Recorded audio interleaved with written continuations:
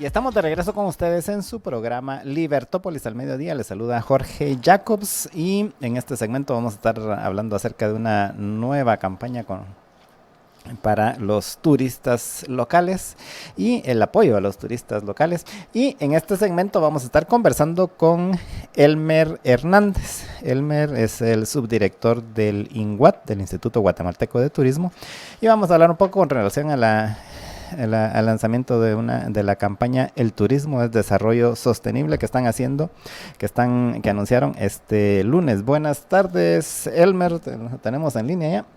Aló, buenas tardes. Buenas tardes, Jorge, ¿me escuchás? Sí, te escucho, ¿cómo estás? Jorge, mucho gusto saludarte. Ahí, muy honrado de estar en tu programa. Realmente los escucho desde hace muchos años, pero nunca pensé tener el honor de estar con ustedes conversando. Ah, pues qué bueno que nos escuchas y qué bueno tenerte por acá también. Y pues básicamente la idea de hacer este enlace era para que nos contaras un poco acerca de esta campaña que presentaron hace un par de días, El Turismo es Desarrollo Sostenible. ¿En qué consiste la campaña y cuál es el objetivo de hacerla? Perfecto. Yo creo, Jorge, que antes de hablarte de la campaña, quizás te voy a poner un poquito en contexto lo que hemos estado haciendo como INGUAT en este tiempo de pandemia con respecto al turismo. Recordemos que la actividad turística es una de las mayores golpeadas con esta pandemia. Si bien es cierto, todos los sectores económicos están siendo afectados, pues lo que más perjudicó fue la movilidad en el aspecto turístico. Nosotros en esta pandemia lo que hemos hecho es prepararnos para que cuando se aperture el turismo, en principio el turismo local, porque creemos que es lo más inmediato a aperturar, teníamos que estar listos para generar condiciones y darle al turista seguridad de poder viajar a nuestros lugares turísticos y hacer uso de nuestras empresas turísticas en Guatemala. Entonces lo primero que hicimos fue ponernos a trabajar en crear todos los protocolos que las empresas debieran de utilizar para darle al turista esa seguridad de que puede llegar a un hotel, a un restaurante, hacer uso de los servicios de transporte, de turoperadores y de guías, sabiendo que los protocolos que se van a implementar van a minimizar el riesgo de contagio, porque nosotros creemos que hoy en día el turista lo primero que va a preguntar es si en el lugar donde va a ir hay protocolos establecidos para no contagiarse. Ese es el temor que nos va a quedar a todos. Entonces hicimos todo ese trabajo, generamos todas las guías de buenas prácticas que nosotros le llamamos para evitar el contagio del COVID. Pedimos el aval del Ministerio de Salud porque obviamente necesitábamos como institución pública tener el aval de ellos para nuestras guías. Una vez fueron avaladas, empezamos un proceso de socialización con los hoteles, con los turoperadores, con los guías. Empezamos a hacer un trabajo con las municipalidades para que ellos nos ayudaran a hacer que las guías fueran de cumplimiento obligatorio en los hoteles y en todas las empresas turísticas de su municipio, y en ese proceso hemos estado trabajando todo este tiempo. Lo que nosotros hicimos hace 2 días fue lanzar una campaña de sensibilización. Nosotros estamos seguros que lo primero que tenemos que abrir es el turismo local. El turismo internacional va a costar un poco más que se recupere. De hecho, en una conferencia que tuve yo con AmCham la semana pasada, un experto en aviación decía que para llegar a los niveles de tráfico aéreo del 2019 nos va a llevar hasta el 2024, es decir, eso va a estar un poquito más tardado, pero tenemos que empezar a trabajar con el turismo local. Además hay que recordar que el turismo local es muy fuerte, es decir, mientras el año pasado ingresaron 2.5 millones de turistas internacionales al país, pues fueron 5.5 millones de guatemaltecos los que hicimos turismo. Entonces esta campaña lo que busca va dirigida al ciudadano, y hacerle conciencia al ciudadano de que el turista le lleva desarrollo a su comunidad. ¿Por qué? Porque no queremos que cuando empiece a haber flujo de personas de los mismos guatemaltecos a otras comunidades, pues no sé la reacción que vaya a tomar ciertas comunidades para prevenir el COVID. Recordate que en algún momento pues miraban a un extraño ahí y la gente lo rechazaba porque podía llevar contagio de COVID a la comunidad. Entonces lo que busca esta campaña en principio es sensibilizar, decirle, miren, el turista lleva desarrollo a su comunidad, el turista llega a su comunidad, va a consumir sus artesanías, va a comer en sus restaurantes, va a hacer uso de los hoteles de su localidad, y eso obviamente va a reactivar su economía, va a empezar a generar nuevamente empleo y va a empezar a generar economía, sobre todo en aquellas empresas pequeñas. Más del 80% de las empresas de turismo son micro y pequeñas empresas, todos los que venden artesanía, los que venden la pulserita en pana, todas estas personas salen beneficiadas, y lo que queremos es generar esa sensibilización. Es una campaña de un mes. Y algo muy importante, creo yo, en todo esto, y que por primera vez el INGUAT lo hace, es que lo estamos sacando en varios idiomas mayas. Está alrededor de 7 idiomas mayas, el garífuna y el xinca. ¿Por qué? Porque queremos llegar a la mayoría de población. Entonces el objetivo de la campaña como tal es sensibilizar al ciudadano para que reciba bien al turista cuando llegue a su comunidad, y no vaya a tener algún tipo de rechazo en las comunidades que visiten cuando esto se empiece a aperturar de una manera gradual. Elmer, ¿y qué estadísticas o qué números tienen ustedes de indicativo de cómo ha estado realmente la situación del turismo? Yo entiendo de que básicamente durante el encierro pues casi se fue a cero.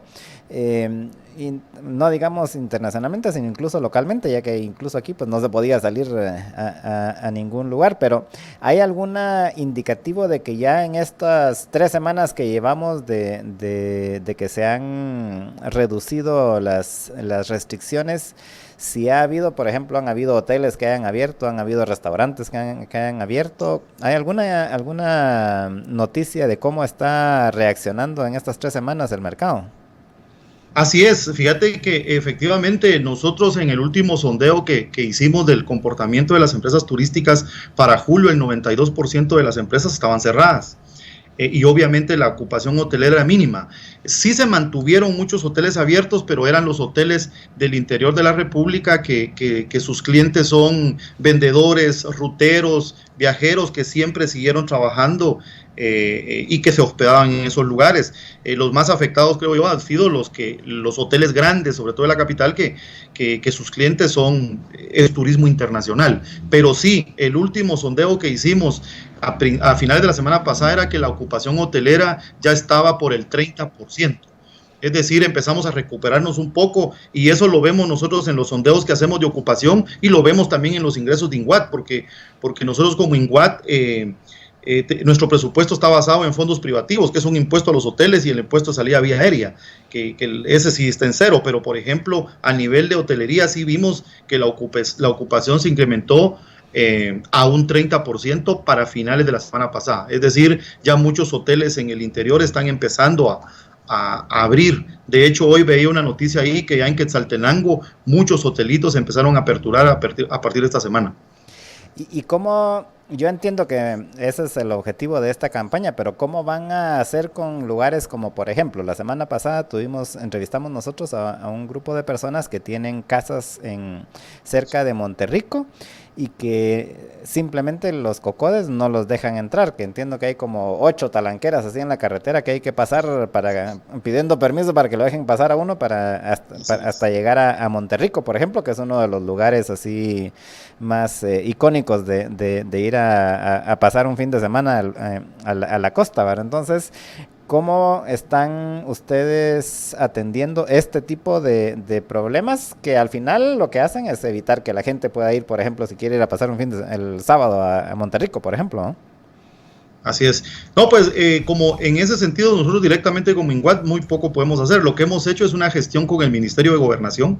De hecho, en el caso de Monterrico, que hubieron muchas empresas que enviaron notas a INGUAT pidiendo que tuviéramos algún tipo de intervención, y el señor director hizo el acercamiento con el señor ministro de Gobernación y con el gobernador departamental de Santa Rosa, y ya ellos se encargaron de ir a negociar con estas personas que tenían bloqueados para que permitieran el acceso de las personas. Yo tengo entendido que ya van a empezar a partir de hoy o de mañana, creo, a permitir que empiecen a funcionar los ferries para pasar gente y todo. Es decir, es una gestión que hemos estado haciendo con el Ministerio de Gobernación y la Gobernación Departamental de Santa Rosa para que nos ayude. Y así lo vamos a hacer en todos aquellos departamentos que vayan a empezar a implementar medidas como esas, porque recordate que las municipalidades muchas veces toman decisiones totalmente autónomas, pero ahí ya es trabajo del gobernador y el trabajo de gobernación de ir a hablar con ellos para que permitan el acceso, obviamente tomando todas las medidas que sean necesarias para que no se incremente el contagio en sus comunidades, porque al final ellos hacen eso para evitar que sus comunidades se vayan a contagiar, pero sí ya se tomaron cartas en el asunto, en el caso de Monterrico, y yo espero que en esta semana pues ya permitan que la gente pueda entrar. Y en otros áreas, así los principales lugares turísticos, incluso para los turistas locales, que pueden ser, qué sé yo, Antigua, Atitlán, o incluso Quetzaltenango o Huehuetenango, ¿cómo está la situación? ¿Sí se puede ir? ¿No hay oposición de la gente a que llegue la gente? Por ejemplo, yo incluso escuché hace unos días de que hasta creo que en Salcajá querían cerrar así el paso para que no pasara nadie ni siquiera entre Salcajá y Quetzaltenango, por ejemplo. Entonces, ¿se están dando ese tipo de cosas? ¿Han ustedes tenido algún tipo de noticias al respecto? Pues hasta el momento solo lo hemos escuchado del paso a Monterrico. Yo creo que esto tiene que ver mucho con el sistema de alerta que está establecido por los colores que estableció la pre-COVID. Es decir, asumo que habrán municipalidades que cuando aparezca su municipio en rojo quieran limitar el acceso de las personas. Ese va a ser el inconveniente que vamos a tener y saber por cuánto tiempo. Porque cuando un alcalde ve que en el sistema de alertas aparece un municipio en rojo porque se incrementaron los contagios, posiblemente vaya a tomar la decisión de cerrar su municipio. Y ahí es donde vamos a tener que ir gestionando nosotros conforme estas situaciones se vayan dando, porque ese sistema de alertas se va a ir modificando cada 15 días. Y yo creo que eso es uno de los problemas que vamos a tener que ir solventando en el camino, porque sí vemos con preocupación que el turismo organizado va a costar mucho, más va a ser el movimiento de turistas, de gente individual que se va con su carro a los lugares turísticos, porque por ejemplo un tour operador pues no vende un paquete de la noche a la mañana, lo vende un mes o 2 meses antes. Pero ¿qué pasa si yo vendo un paquete ahorita Pana y dentro de 2 meses que toca viajar Pana está en rojo? Entonces eso nos va a complicar un poco, pero igual estamos trabajando en eso de ver de qué manera, haciéndole conciencias a los alcaldes, sobre todo aquellos alcaldes de municipios que su potencial es turístico. Hay municipios como La Antigua, como Panajachel y otros más que viven del turismo. Entonces, esos van a tener que ser un poco más flexibles, obviamente tomar todas las precauciones necesarias, pero van a tener que ir abriendo poco a poco sus municipios para que llegue gente, porque la economía de sus municipios está totalmente detenida en la actividad turística. Y que en algunos de estos municipios, no digo que va a ser el 100%, pero va a ser un porcentaje muy alto de ingresos el que representa el turismo, ¿no? Por supuesto, te mencionaba Panajachel, por ejemplo, todos los municipios alrededor del lago están preocupadísimos porque no hay gente. La Antigua Guatemala, Petén, Chichicastenango, las mismas playas, por ejemplo, el puerto de San José, desde que se cerró para Semana Santa, que es una de las temporadas más altas de turismo en Guatemala, pues fue muerto. Y hoy poco a poco tendrán que ir flexibilizándose para que empiece a llegar la gente, obviamente tomando todas las medidas que establece el sistema de alertas. Nosotros por eso fue que nos adelantamos a generar todas las guías y los protocolos. Incluso hemos estado haciendo gestiones con la WTTC para que los que cumplan nuestras guías, la WTTC les dé un sello Safe Travel para generarle al turista la confianza de que puede llegar a su lugar. Y entonces las municipalidades ahí nos empiecen a ayudar. Por eso es que la negociación con las municipalidades es importante. Nosotros hemos tenido acercamiento casi con todas las municipalidades. Hay municipalidades que ya incluso han emitido un acta de consejo donde ellos mismos nos van a ayudar a verificar que sí las empresas turísticas están cumpliendo con los protocolos. Y ya una vez estén cumpliendo con los protocolos, pues ya ellos van a ser más flexibles para que la gente pueda entrar a sus municipios. Gracias, Elmer. Una última pregunta antes de terminar. De lo que han visto ustedes en otros países que ya se abrieron al turismo, principalmente presumo que en Europa y en Asia.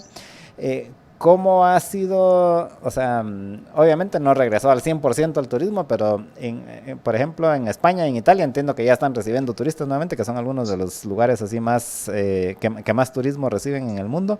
¿Alguna idea de cómo ha ido evolucionando el turismo en estos países?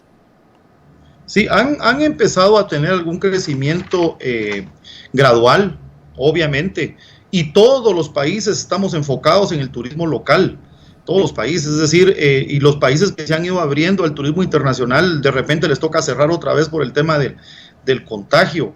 Nosotros, nuestra estrategia es trabajar el turismo local, que es fuerte, pero posteriormente el turismo regional.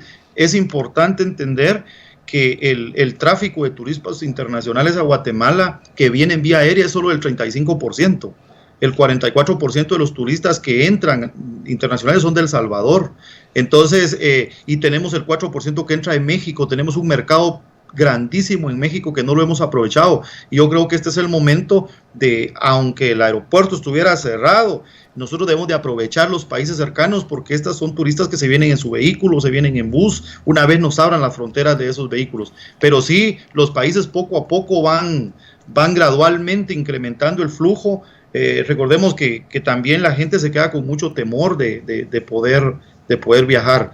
Nosotros esperamos que si esto se va abriendo un poco más de septiembre a diciembre, esperamos todavía recuperar por lo menos 2 millones de turistas locales que nos pudieran dejar, de acuerdo a las proyecciones de años anteriores, por lo menos unos 9,000 millones de derrama económica en toda la cadena de valor del turismo a nivel local. Y tenemos toda una estrategia planteada para hacer que el guatemalteco se mueva dentro de Guatemala. Bueno, pues muchas gracias, Elmer, por la información y les deseamos mucho éxito en esta campaña y esperemos que en efecto empiece nuevamente a haber turismo local, por lo menos, ¿no? No, pues gracias a ti, Jorge, y ahí estamos a la orden. Cualquier cosa, pues nos comunicamos para estarles contando en qué vamos avanzando y de qué manera vamos trabajando como INGUAT para hacer que la actividad se vaya recuperando poco a poco. Así es que te agradezco mucho y ahí estamos a la orden. Muchas gracias, estuvimos conversando con Elmer Hernández, el subdirector del INGUAT. Vamos a una pausa y regresamos con ustedes en unos minutos.